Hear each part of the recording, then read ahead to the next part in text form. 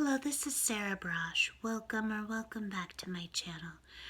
So, I want to do a video about this guy named Donald McNeil, who was a reporter with the New York Times. And so he was very recently fired. And he, issued an abject apology for his sins. So what did he do? So there's a lot of arguments about what exactly he did, but what it really boils down to is him using the N-word, and I believe he actually enunciated the actual word and didn't just say, quote, the N-word, end quote. But he did this not as using it as a racial slur directed at anyone. He did this while he was on a trip representing the New York Times, which was the problem. And he was with a bunch of high school students, and they were having a conversation about whether or not a teenager who had years prior made a video where they enunciated the actual N-word and didn't just say, quote, the N-word, end quote. And so they were talking about, well, was the kid singing along to a rap song, or reciting literature, or just having a conversation about whether or not it is ever appropriate to use the N-word, whether you're white or black, etc.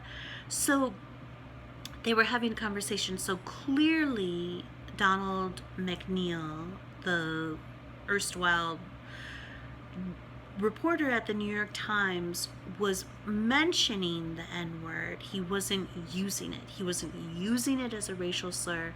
He was having a conversation with high school students. I think that was also the problem, is that he was actually having a conversation, representing the New York Times and having a conversation with underage students. So that was why this turned into such a conflagration, I think.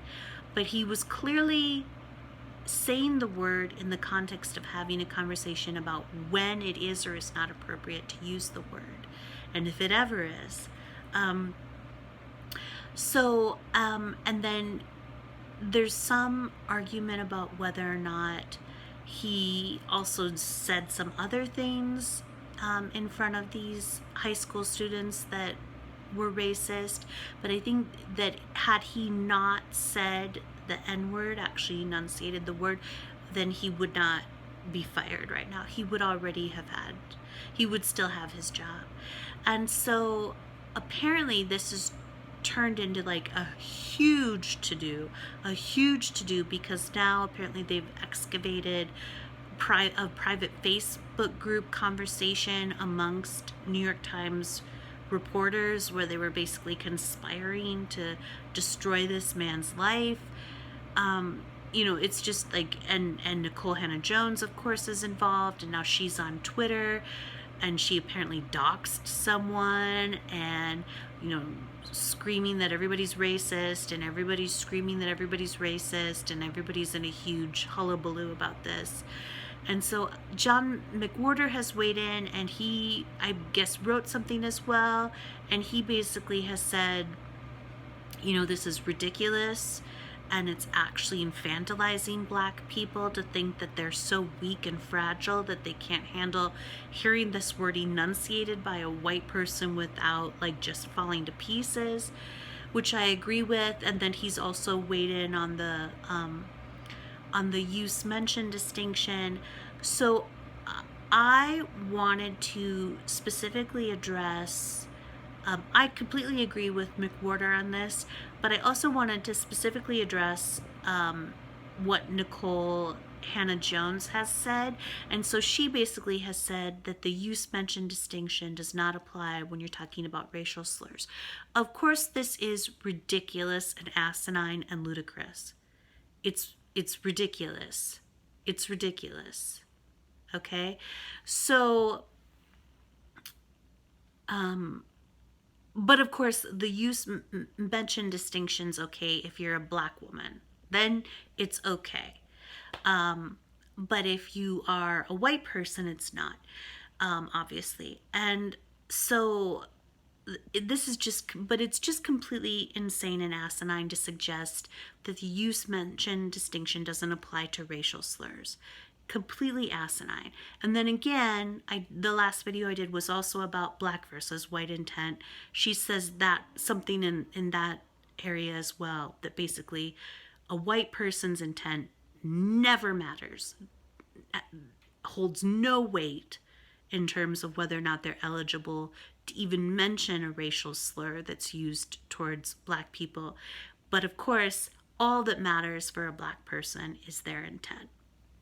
And so if they don't intend, well, actually, I think she just thinks that, I think black people, especially black women, can just use racial slurs, not just mention them, but just use them directed at white people. That's not a problem. So anyway, I just wanted to mention that again and just talk about how this is completely asinine. And also, what I really want to address, I don't want this video to get too long, but what I really want to address is that this is a way to destroy the competition. So much of woke intersectional feminism and critical race theory in journalism, in academia, in politics, in media is about destroying the competition. It's about destroying the competition. Please understand that. And Nancy Rommelman just wrote an exquisite op-ed piece in Newsweek where she makes this exact point. This exact point.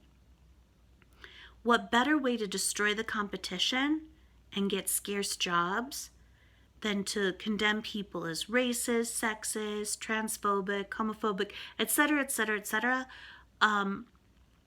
And this is such an easy way, especially for a black person, to destroy the competition. You know, because now you're saying that if you even, and also like if you're a white person and you can't mention the N-word, like you can't enunciate the actual word, and now we're getting to the point where it's considered racist for a white person to even say, quote, the N-word, end quote. So if you are a journalist, this precludes you reporting on so much stuff if the use mentioned distinction doesn't apply to racial slurs. You can't even report on these issues. And what is a bigger issue right now